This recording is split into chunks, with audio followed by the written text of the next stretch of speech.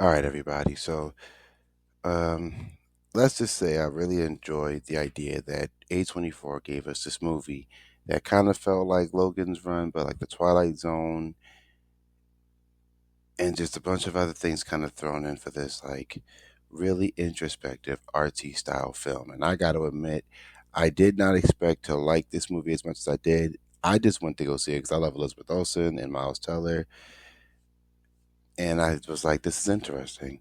But I got to admit, something about this movie just works for me. It just gives off this like very creative, very much its own film. It didn't seem like it was trying to do other movies or just kind of reiterate the same story, because like this movie is portrayed from the standpoint of when you're dead and there's like a life on your afterlife type style.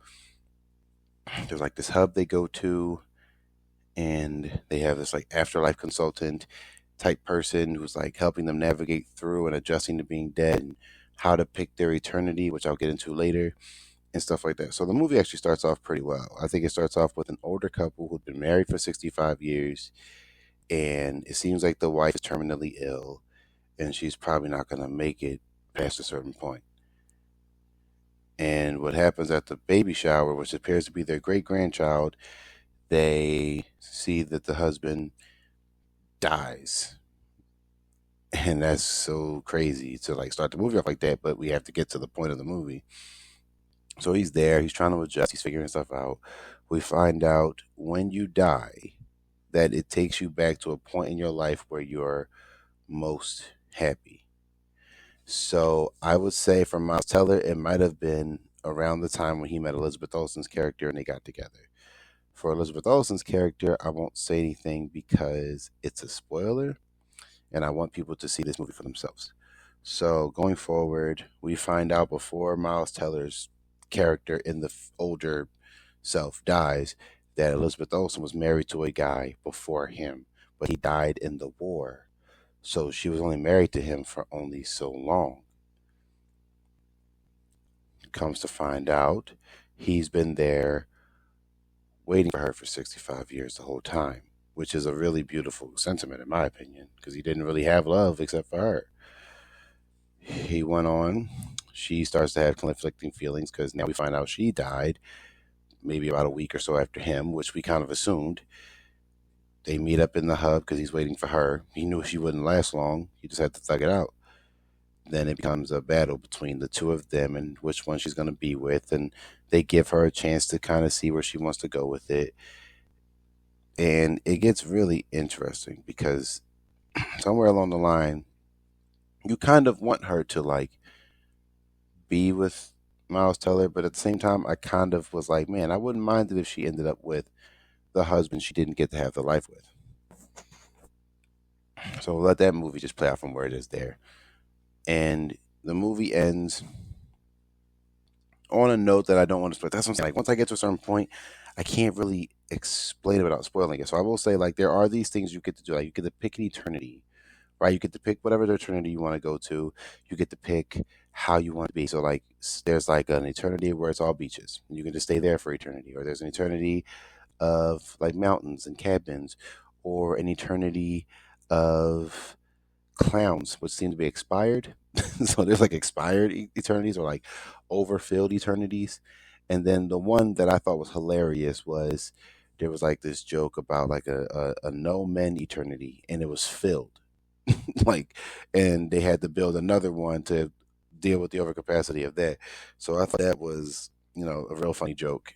Sensitive as people would complain about it, but I thought it was funny.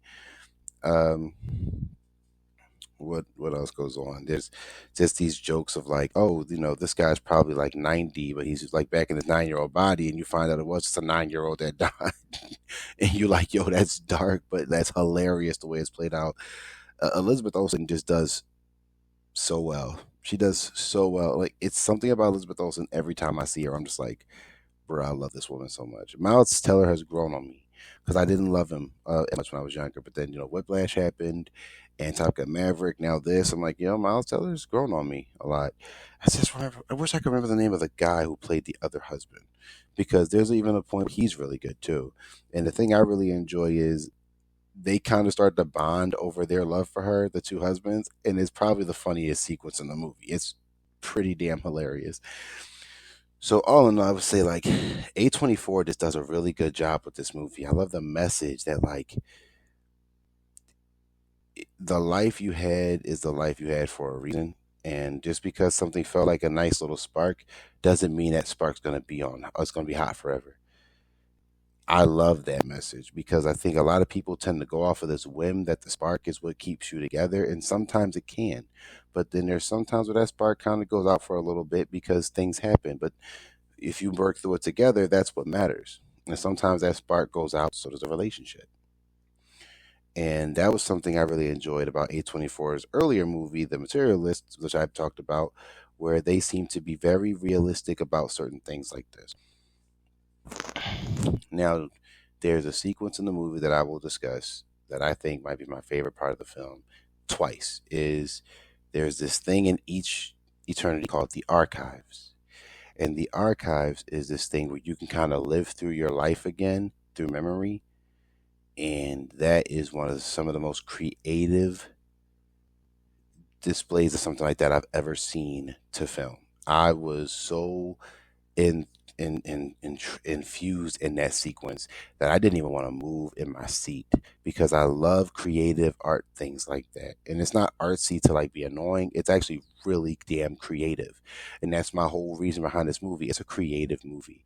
And I think people should go see stuff like this because it felt like this love letter to like how the old style of movies were made, but also kind of combining it with a modern style, but also just kind of keeping that feel of like color and palettes and the way it's shot. It's just so well done. I can't explain it, but A24 is really good at this aesthetic thing. I mean, that might be their whole thing, but they're really damn good with this aesthetic thing. And I think people should really just go see this movie. And I'm sad it's not doing as well as it could at the box office. I don't think it's relatively that expensive. I think A24's most expensive movie is still Civil War, which is like 100 million. I don't think they've made movies quite that expensive since. I don't think they're going to. Um, and it's sad that even a movie with a relatively low budget like this can't scratch the surface because it really should. It should be doing really well at the box office. So sadly enough, it isn't, and it's unfortunate because I think a lot of people would enjoy this movie. But unfortunately, that's just the way it is right now. But I would definitely say you guys should go and give this a try. I highly recommend it. And when you do see it, please, if you see this video and you didn't see it yet, I'd say come back to this video and leave a comment on how you felt about it.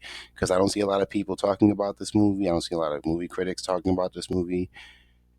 And I think it's sad. I think it's this really great movie that we talked about. So I give it about a 7.5 for like romantic comedy and creativity. Fuck it, I'll give it an 8. I like it a lot. So with that being said, comment, subscribe for more. I'll see y'all in the next one.